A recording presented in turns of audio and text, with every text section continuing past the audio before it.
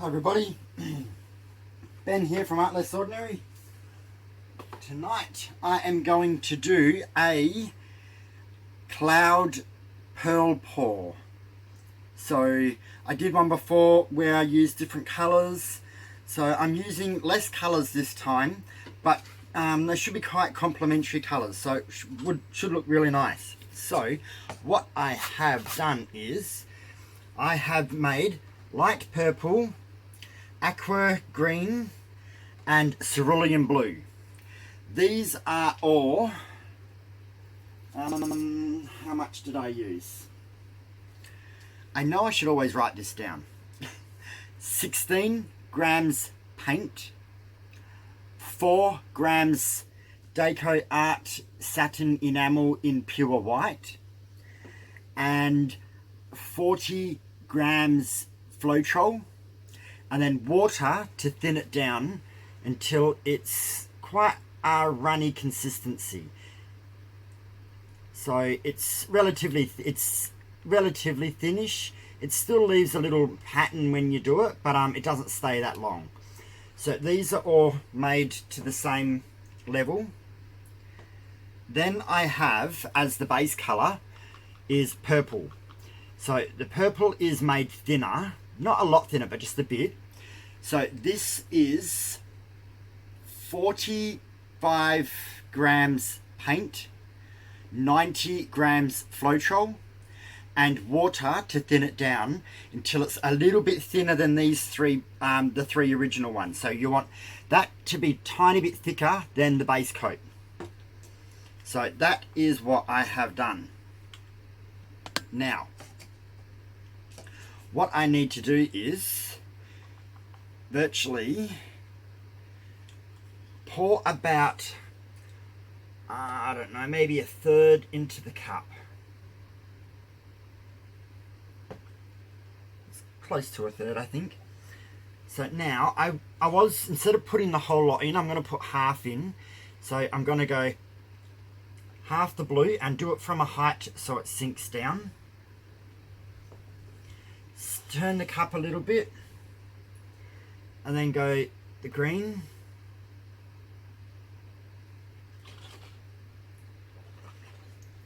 turn the cup a little bit and then go the purple,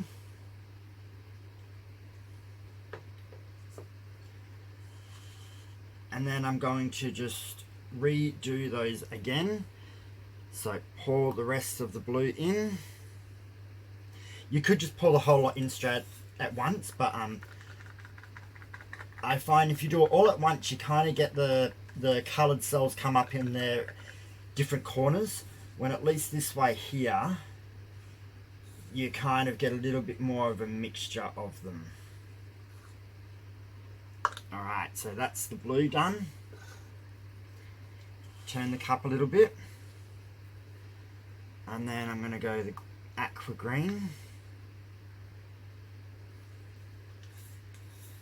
So pour it from a height so it sinks down into the paint. The last little bit that comes out, especially the stuff that you scrape, won't sink. It'll always just sit on top. It's just not heavy enough, but that is okay. You just want most of it to sink down and blend with the other paints. Turn the cup a little bit, and then we'll go the purple, light purple. So you can use whatever colours you like. I decided this time to keep it a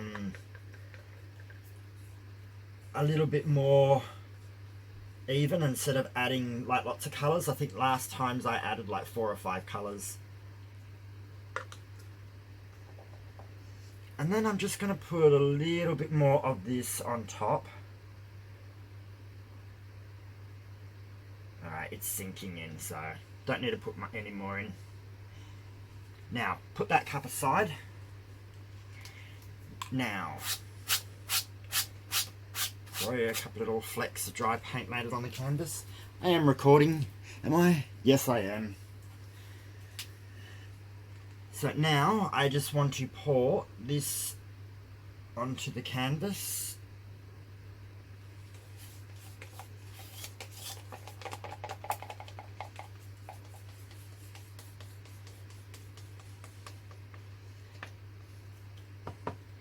So that was just the rest of the purple. Now, with this purple, get this cup right out my way. So now we want to spread this around the canvas to coat it.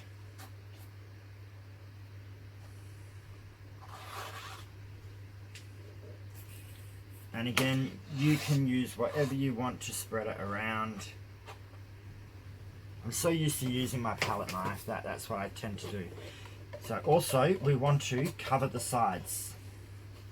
So like what I do when I do a ghost swipe, how I cover the top, I cover the sides, that's what you want this time as well. Just makes the paint flow evenly. If you don't cover the whole canvas and the sides, it will start catching in certain parts, and you don't want that. You actually want it to smoothly go over in all areas. So this isn't that hard to do. You can always mix up a little bit more base paint if you wanted to and just tilt it, but you will lose a little bit that way. So I'm just doing it this way. If I do it on camera this time, then I can always do it off camera other times and refer you back to this video. I like to show people exactly what I'm doing, because if people want to recreate it, they need to kind of know exactly what you're actually doing with your artworks. So it's pretty simple really. It's just coating all surfaces so they're wet.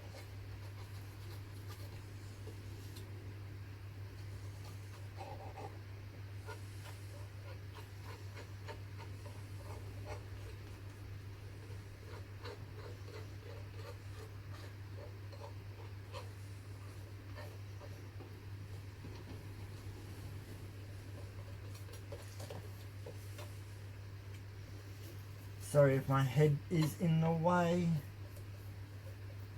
I can't walk around the back of my canvas because that's where the camera table is. So I have to stick my head in the way.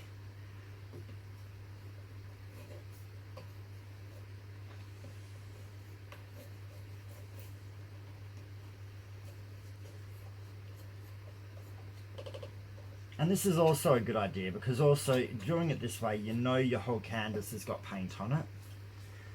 So now I'm just making it relatively evenish. You don't want too much heavy paint in one spot.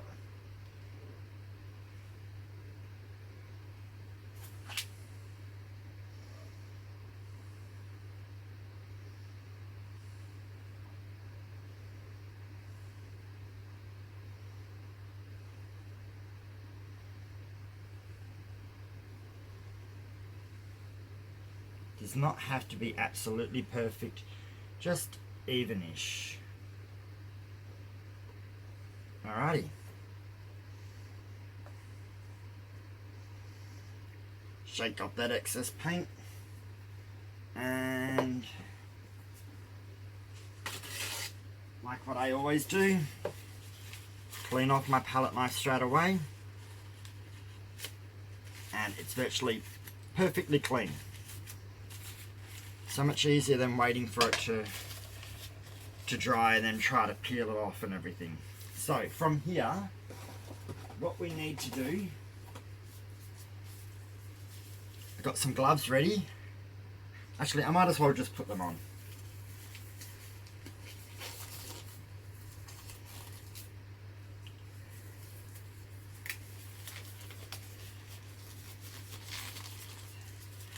I also have a corner catcher ready too, because I want to use my corner catcher.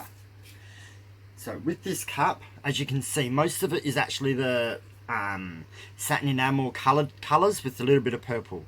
Now we just want to pinch the corner. You don't have to, but it just makes it easier to pour.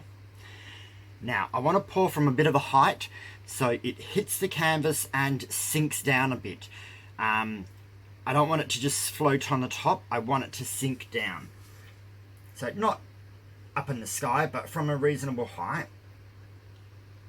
And all this paint is going underneath and coming back up to the surface from underneath.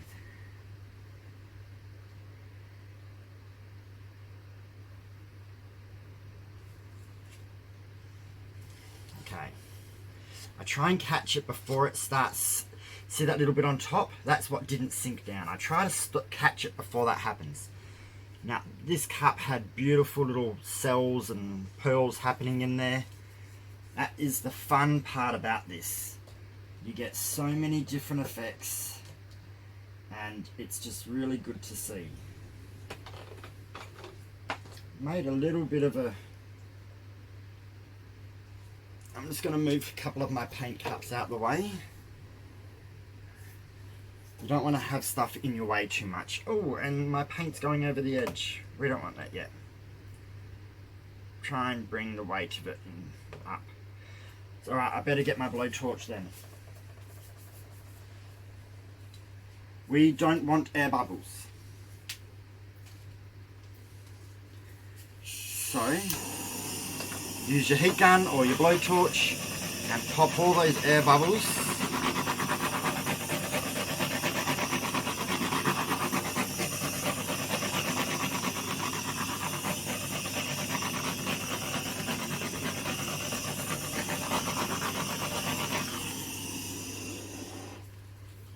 And look what's happened already. A little bug has landed. Luckily it landed in the blue part, a purple part, which wasn't actually my main picture yet. I haven't seen one all day, and then suddenly I do artwork and they appear. So I'm going to go a little bit side to side first. It's rolling over itself a little bit, when I would prefer it if it smoothed over, like rolled with the base paint, not so much rolled over itself. Because it's warm, it can behave a little bit different. So I'm going to put my corner catcher on, and I am going to go up into this corner. You can go slowly until you start seeing paint going over the edge, and then get it in that corner, take it back out, remove the corner catcher. Bring the paint back down into the middle. Now I'm going to do this bottom corner over here. So again, move it around. Try and get it to go into that corner. Alright, in the corner, pull it back a little bit, and then take that corner catcher off, and then bring all that paint back down to the center. Now move the corner catcher around your picture, not over the top. Same with your hands. Whoops. Alright, that's okay, that will tip back over. Now bring your paint over to this corner. Into the corner. Back away from the corner. Remove the corner catcher. And we want to bring that weight of that paint back down to the middle. Alright, that's in the middle. Now we've got this last one to go.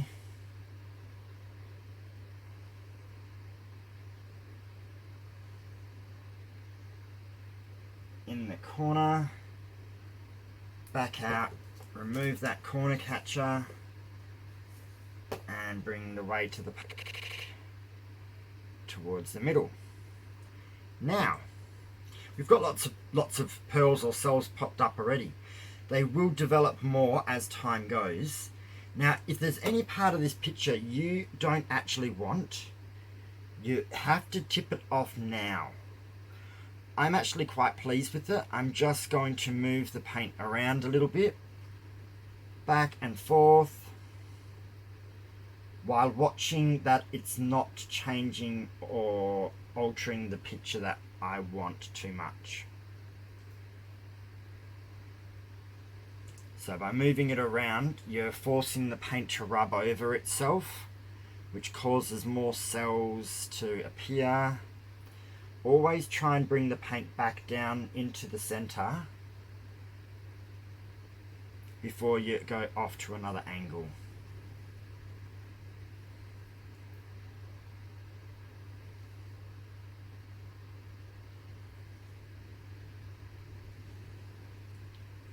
Alrighty. It's starting to hold in certain areas, so I'm going to leave it. When I say hold, what happens is part of the paint moves and other parts don't, and it starts distorting the picture and stretching cells in unusual ways.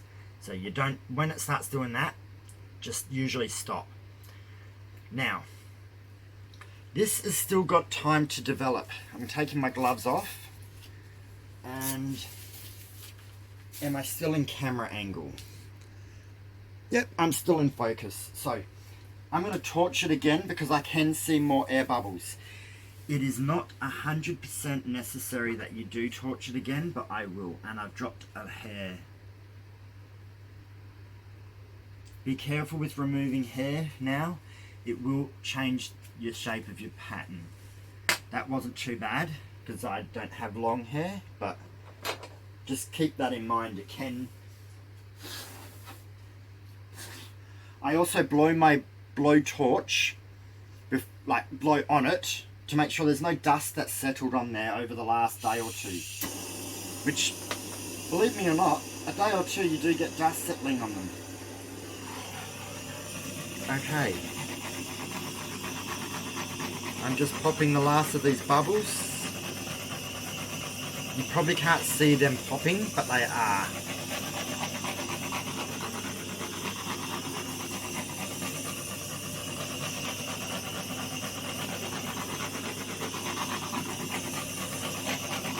Now, you don't have to do it that second time, and when you do, see how I've got these bigger cells? What I got was absolute little mini pinprick ones. So that was the cell, the bubble popping and showing the paint color underneath. So now this looks a little bit like tiny little dots have appeared all over it. I like it, I don't mind that. You only notice it when you're up close, you don't notice from a distance, and it does add more character. If you don't want that, don't torch that second time. But always torch at the beginning, but don't torch that second time if you don't want that effect to happen.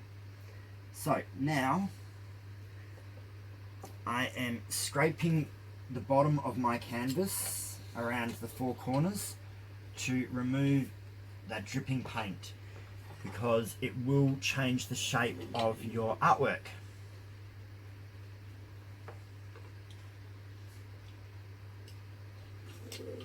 And while you're there, just make sure that there is paint on all four corners. That corner has missed a tiny little bit. Don't rub it on, kind of just dab it and let it fall down by itself. It will make its own little pattern. As that corner's done. Yeah, it was just that one corner. Okay, so now that this has done what it's done, you will probably still get cells, or the cells will still change. Cells, pearls, whichever we want to call them. They're still going to develop and change within the next 10, maybe 15 minutes, depending on how warm it is and how thin that you made your paint with water. So we will pause it and we will come back to see if anything happened. Occasionally nothing does happen extra, but let's see what happens. And we're back. So it's been 10 minutes. I think the cells have developed slightly more. I don't think there was really a lot of difference. Sometimes there is, sometimes there isn't. But I'm liking this. I picked colours that I think were a little bit complementary and not really going to be too, wasn't too rainbow-like. It was kind of colours from the same spectrum in a way. Purples, blues, a little bit of an aqua green, which is kind of a bluey green in a way, really. But I'm really pleased with this. It's given me quite a lot of cells.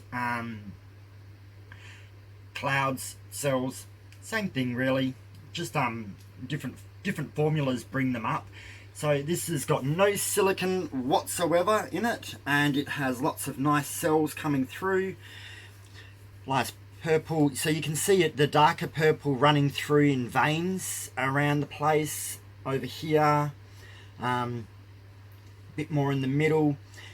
Depends, if you want it to be more of the base colour and less of the cells, then just mix up less cell colour and use more base colour. But I'm happy with this. This looks pretty cool. It's probably going to be colours that would suit my house well. My house is grey, so most paintings actually fit into it quite well. It's because the walls and that are very neutral. Most colours just give a nice good pop. So that's why I quite like it, because it does show off my art a little bit more. And me being a bloke, I don't have, I pick blokey colours for my walls. Artwork's different. You can have whatever colours you want in an art, and the house will still look relatively masculine, but it has pops of colour which make it lively. This is actually something that I would love if this was turned into a cushion. So if I had this pattern in a cushion, I would love that. Put that on my lounge, dark lounge, nice bright coloured cushions. That would look really good. So this is it. I am going to bring you down for a close-up so we can see what it looks like. Okay, this is what I see from my angle. The colours are pretty correct. The aqua green, which is this one over here, is probably a little bit more greener in real life than it is in the artwork or in the camera. Pardon me. The light purple, the dark purple, and the blue are pretty close. It's actually probably quite close to how it should be. Apart from that little bit of green is just not as green in this. But let's come down and actually have a look at some of these cells. So as you can see, some are a little bit more, these ones here are a little bit more blended. These ones here on this side are a little bit more defined. That's good, it gives more interest into it. Come along, there's cells running through it everywhere. These are the aqua green ones, which could be a bit more green. And see how we got mixed colour ones? So that's where the colours are blended in the cup. Stay focused, camera. There we go. And down here we got lots of them. See these tiny little speckly ones? They're the popped bubbles that I got that second time from torching. If you don't want that, don't torch a second time. But I like it. It gives it a little bit more like close-up cells and far-away cells, like if it was in a galaxy or a nebula. But yeah, and this is the center part that doesn't sink. So the last part that comes out of the cup, that starts sitting on the surface and doesn't sink, doesn't give you full cells. It kind of gives you more cloud-shaped cells. If you want to stop that, put your finger on the edge of the pouring part and stop the paint coming out before it starts doing that. I don't mind it if it happens a little bit, but I don't want a lot of it. But I am really pleased with this. Really like the colours, really like how it's formed. Yeah, quite pretty. So I don't think it's going to develop too much more. It's probably going to stay as it is now. If you make it a little bit more wet, add more water and make it more thinner, it will probably continue to change for a longer period of time. So there we go. A straight pour, cloud pour, no silicone cells. Ultimately, you get all these different features without having to add silicone. I don't need to clean this properly before I varnish. I can just varnish it once it's cured. So I'm really pleased. So comment, like, share the video. Sharing videos is fantastic for me. It helps more people see my videos, and I might get more subscribers, because I'm over 700 now. So I couldn't be more thrilled with that. And when you do subscribe, click the bell and click all, so it notifies you when new videos come up. Whether you watch them or not, that's your choice, but at least if you click it, it will notify you when new videos come up, and then you can go, yep, that looks cool, I'll watch it, or you don't have to. But it's good to actually get the notifications, so then you know when they're there. So, this is it. I hope you had a good night, everybody, and I'll see you for another pour soon. Alright, bye.